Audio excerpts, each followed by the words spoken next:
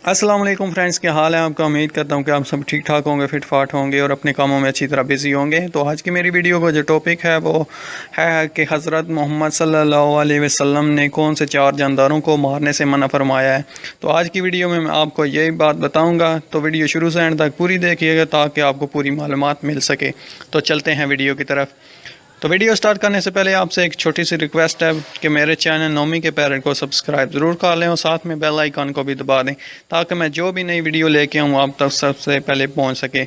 और अगर आपको मेरी ये वीडियो पसंद आती हो तो इसे ज़्यादा से ज़्यादा लाइक करें, शेयर करें अपने दोस्तों भाइयों के साथ और नीचे कमेंट करें, तो मैं जवाब ज़रूर दूँगा।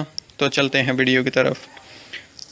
4 जानदार ऐसे हैं जिनको हज़रत मोहम्मद सल्लल्लाहु अलैहि वसल्लम ने मारने से मना फरमाया है। हदीस नंबर 5267 अबू दाऊद। नंबर 1 पर है चूंटी और नंबर 2 पर है शहद की मक्खी, नंबर 3 पर है हुदहुद परिंदा और नंबर 4 पर है सरहद अबाबील। तो ये 4 ऐसे जानदार हैं जिनको मारने से हज़रत मोहम्मद सल्लल्लाहु अलैहि वसल्लम ने मना किया है। तो ये थी आज की मेरी वीडियो। तो उम्मीद करता हूँ कि आपको मेरी ये वीडियो पसंद आई होगी।